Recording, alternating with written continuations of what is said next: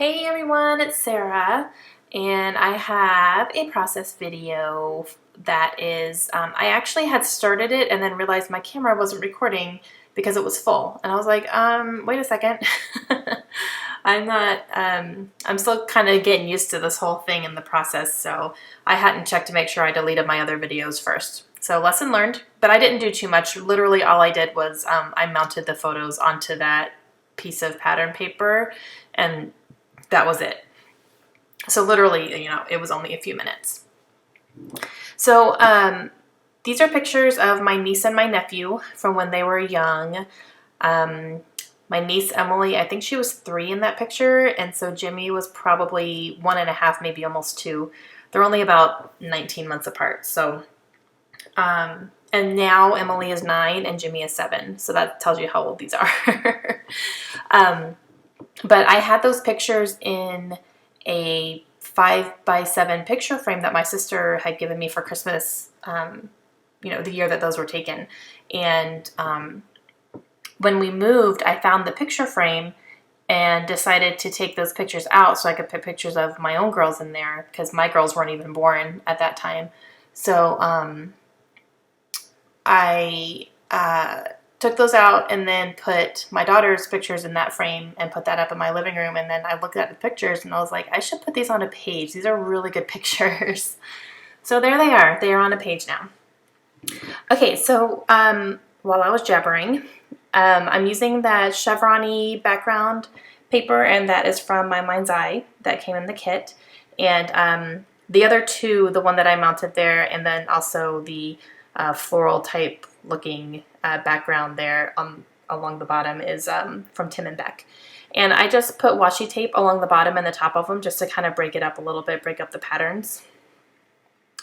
And here I'm using the Amy Tangerine hand stitching stencil, and I'm going to do kind of, I don't know if it was meant to be corner, like, go around the corners of photos maybe, or if it's supposed to be like a chevron-y type of arrow, but I'm using them as photo corners, if you will. So they're going to outline the corners of where the photos are there. So I'm going to go ahead and get started on this, and then I'm going to turn the camera off while I'm stitching, and then turn it back on when it's completed. And I'm using gray thread. I actually use up the rest of that gray thread that came in that stencil kit. It came with gray and brown, and this uses up all of the gray thread, so yay!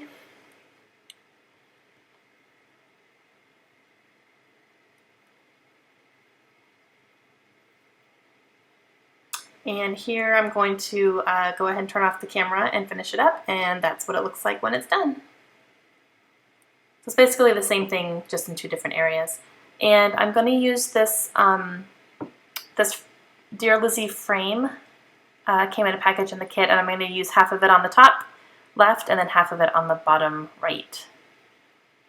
I've been liking the look of cutting up frames, and so I can use them in multiple places on the page, so it's not just one frame, especially if you use one 4x4 frame on a page. That takes up a lot of space, especially if you have more than one picture. So, and this is an ampersand that I had cut from my silhouette that has been on my desk I don't even know how long, for a long time, and I finally used it.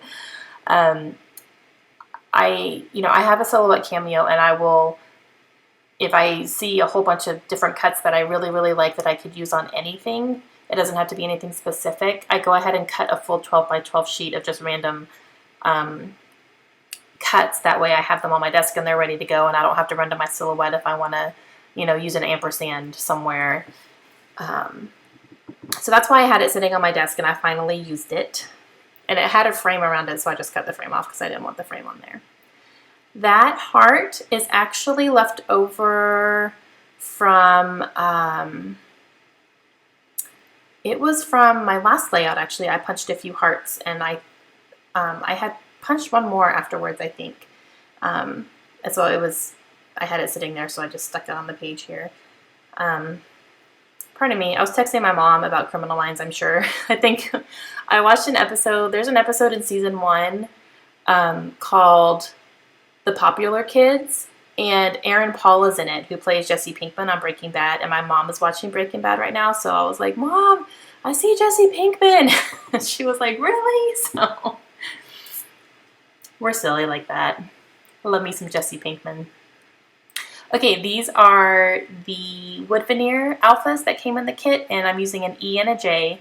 Technically, it's a upside down 3 because I didn't have an E, but it looks the same. So, and I'm going to do my journaling up in this frame here and just talk about how fast they're growing up. I can't believe that Emily is 9. Like she's in 4th grade. It's crazy to me.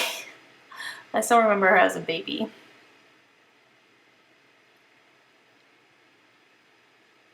And I'm going to use up a few of these asterisks here.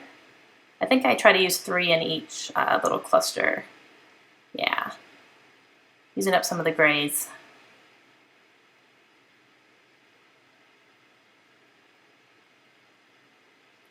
Let's see what else. I'm pulling out my wood veneer, and I'm going to use these little boy and girl icons. They're super cute. And I'm using glossy accents to stick those down. Very strong adhesive that dries fairly quickly. I always make sure everything's on really good, though. I've had things come off before and I was not happy. So I added a couple little more asterisks there because I was almost out of the gray. So I just like, you know what, just use those up. And then I added a couple yellow, which helps bring in the gold and the washi tape. So go ahead and use all that up. And that's going to complete my page. Nice and simple. Here's the close-ups for you, and thanks for joining me, and I will see you again real soon. Bye.